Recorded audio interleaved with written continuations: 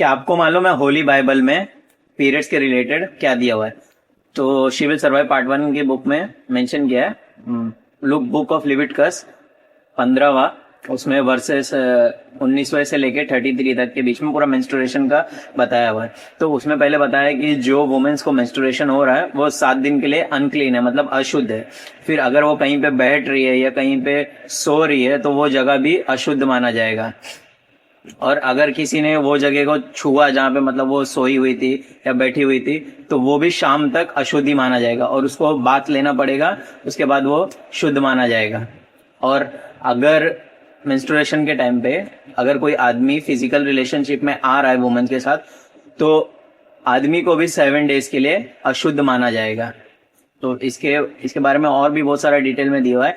अब बात करते हैं ना सीधा हम इसका कंक्लूजन क्या है। तो जब 7 डेज हो जाते हैं ना तो 8वें दिन पर वो वुमेन को क्राइस्ट के पास जाना पड़ता है। 2 डोव्स या फिर 2 यंग पिजन, मतलब 2 कबूतर के बच्चे लेके जाके आपको उनको देना पड़ेगा। और वो जैसा हमारे यहाँ में कैसा बलि करते हैं तो उनमें भी होता है 2 तरीके का करेंगे, एक सिन ऑफरिंग और एक बंट ऑफरिंग।